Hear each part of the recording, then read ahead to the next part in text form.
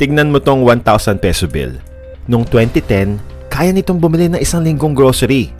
Pero ngayon, baka 2 araw na lang ubos na. At hindi lang yan simpleng inflation ha, may ginagawa silang mas matindi na baka hindi mo pa napapansin. May tinatawag na shrinkflation. Binabawasan nila yung size ng product pero same presyo. At meron ding skimpflation. Ito naman yung binabawasan yung quality pero hindi yung presyo. Mamaya pag-uusapan natin yung mga to in detail. Lahat ng to, bahagi ng isang sistemang kumikita sa bawat pisong nilalabas mo. At ito ang isang malaking dahilan kung bakit hirap na hirap kang mag-ipon. Pero hindi ka nag-iisa. Maraming Pilipino ang sumusunod sa tamang paraan. Nagtatrabaho ng maayos, nagbabudget, nagtitipid, pero bakit parang laging kapos pa din? Simple lang yung dahilan. Kasi ang laban na to, hindi naman talaga patas mula sa simula. Pero hindi ibig sabihin na wala ka ng laban. Sa video na to, hindi lang natin tatalakayin kung bakit ganito yung sistema. Ituturo ko din sa iyo ang diskarte kung paano mo to babaliktarin. Kasi kung ikaw lagi ang dehado, paano mo mapapalago yung pera mo? Oras na para baguhin yan. Kaya tara, let's get started.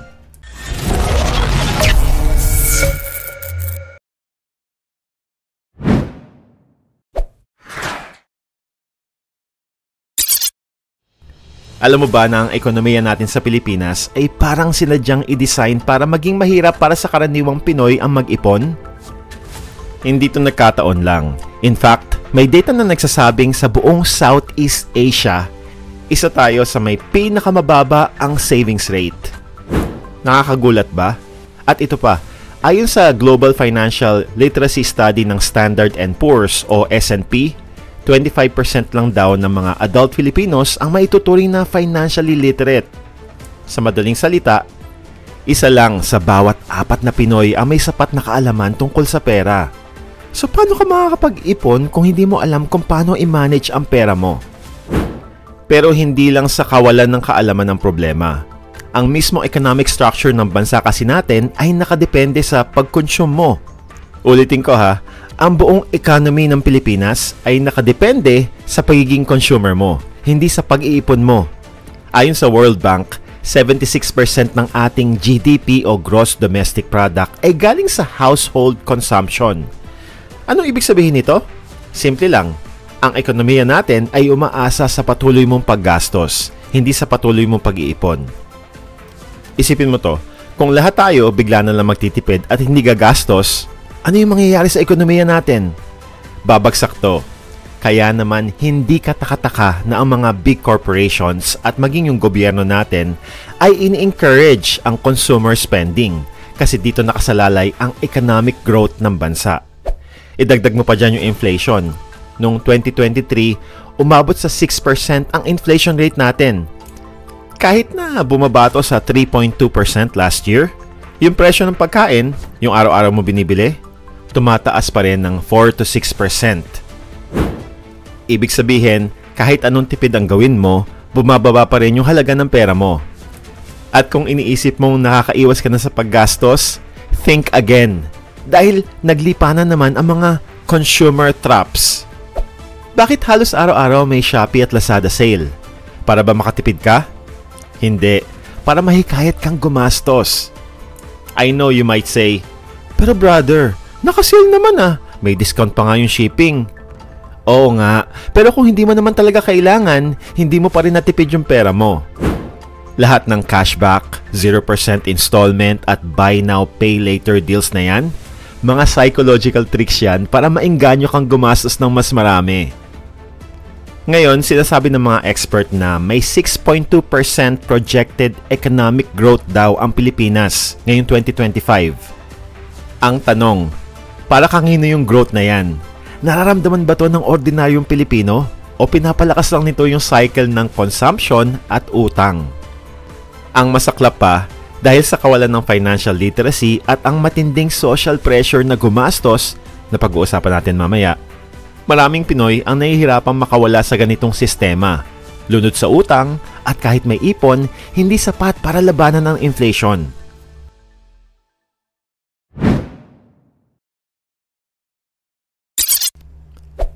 Karamihan sa atin, kahit todo effort na hirap pa rin makaipon. Bakit nga ba? Kasi yung mismong kultura natin ang humihila sa pera palabas ng bulsa natin. Napansin mo ba kung paano ang mga tinuturing nating mabuting ugali, gaya ng pakikisama at pagiging mapagbigay, ay siya ring dahilan kung bakit 77% ng mga Pilipino ay palaging may utang? Isa sa pinakasikat na ekspresyon natin ay yung bahala na si Batman. Ewan ko kung sino nakaimbento nito ha. Mas dihamak na malakas si Superman kaysa kay Batman, ba't hindi na lang si Superman yung pinili? Pero ang issue dito is, karaniwan natin ginagamit to kapag may malaking desisyon tayo pero hindi tayo sigurado sa resulta. Kaso pagdating sa pera, isa to sa pinakamalaking mindset traps na nagpapahirap sa ating makapag-ipon. Kasi parang sinasabi dito ay madalas tayong umaasa sa tsamba o swerte kaysa sa tamang financial planning, di ba? Imbes na paghandaan yung kinabukasan, bahala na lang kung anong mangyari. Kaya ito yung isa sa mga main reasons kung bakit maraming Pinoy ang walang ipon, kasi hindi natin binibigyang halaga ang savings at investing habang maaga pa. Tignan naman natin yung kultura natin. Parang naka-embed na talaga sa pagkatao natin yung mga cultural values like yung pakikisama. Kaya ang hirap tumanggi, di ba, kapag inaya tayo sa mga gastos, like pag may kaibigan tayo na nagyaya sa mamahaling resto, nahihiya tayong mag-no kasi baka sabihin nila hindi tayo marunong makisama. Same then with hiya attitude. Minsan napipilitan tayong gumastos kahit wala naman sa budget para lang hindi mapahiya. Tapos andyan pa yung utang na loob thinking. Parang endless cycle ng pagbigay kasi feeling natin may dapat tayong ibalik eh. Tingnan naman natin yung fiesta culture at handaan dito sa atin. Yung typical na Pinoy family, grabe kahit malaki-laki yung gastos, go pa rin sa mga celebrations like birthdays, binyag o fiesta, kahit na medyo may hirapan na sila sa budget ha. Minsan, pinangungutang pa yung mga okasyon na ganito. Bakit? Kasi nga, dahil sa cultural pressure na kailangan magmukhang mapagbigay at successful sa mata ng iba. Lalong lumalala yung sitwasyon dahil sa social media. Habang tuloy-tuloy nating pinapanood yung mga highlight reels ng buhay ng iba, lalong tumitindi yung pressure na makipagsabayan o mahigitan pa natin yung lifestyle ng mga kilala natin.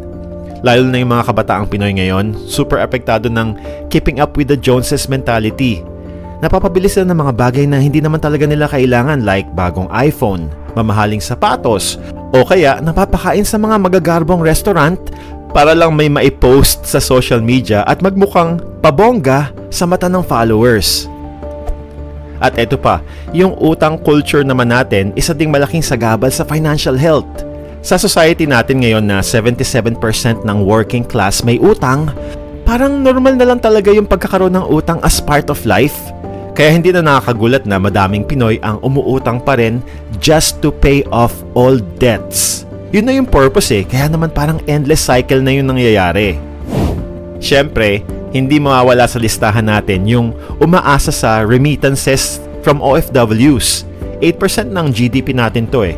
Kaso, nakakapag-trigger naman to ng remittance dependence syndrome.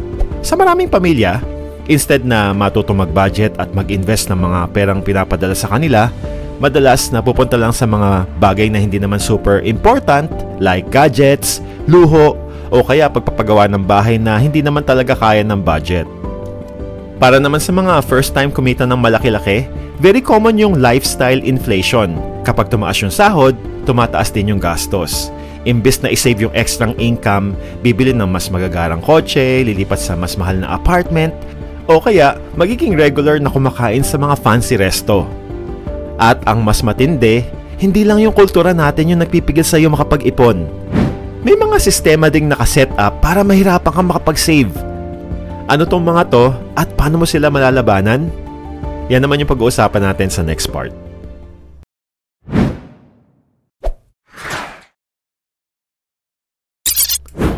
Kung nagtataka ka kung bakit kahit anong tipid mo, parang hindi pa din lumalaki yung ipon mo, ito ay dahil sa isang sistema na hindi mo nakikita. Parang isang laro na hindi mo mapapanalo dahil hindi mo alam yung totoong rules nito. Believe it or not, kahit yung bangko kung saan mo nilalagay yung pinaghirapan mong pera, kasama sa sistemang to. Imaginein mo to. Dineposit mo yung 10,000 pesos mo sa savings account. Ano yung interest? 0.1 to 0.5% lang. Pero yung inflation, 3% to 6%. So habang tumatagal, lumiliit yung value ng pera mo kahit hindi mo ginagalaw. Hindi ka lang zero profit, talong-talo ka pa sa halaga. Tapos kapag ikaw naman yung umutang sa parehong bangko sisingilin ka nila ng interest rate na umaabot sa 10% to 20% para sa personal loans. Napansin mo yung gap? Obvious na mas pinapaboran ng sistema yung utang kaysa sa pag-iipon. Bakit? Kasi mas malaki yung kita ng bangko sa utang, hindi sa depositors. At hindi lang yan. Kahit yung araw-araw mong transactions, may mga invisible charges kang binabayaran. May 12% na dagdag sa halos lahat ng binibili mo para sa value-added tax or VAT. Tapos may excise tax pa sa gas, alak, sigarilyo, plus government fees sa mga serbisyo o documents na nire-request mo. Lahat yan, unti-unting kinakain yung kita mo nang hindi mo masyadong napapansin. Yung paborito mo merienda, napansin mo ba? Parang lumiliit na yung laman niya pero same price pa rin, di ba? Yan yung shrinkflation. Example, dating 200 grams na biskwit, ngayon 180 grams na lang pero hindi bumababa yung presyo.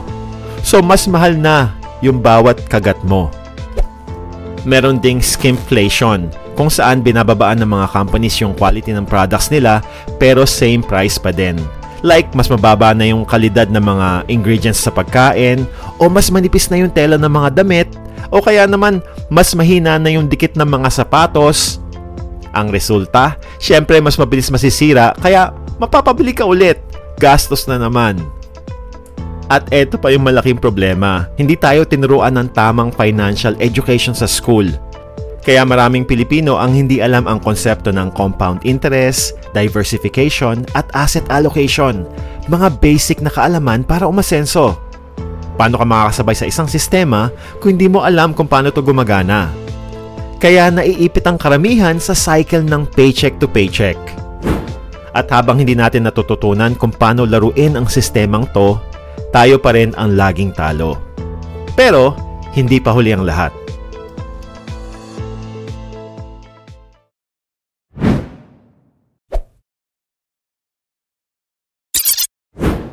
Ngayon, alam mo na yung mga tunay na kalaban mo sa iyong financial journey.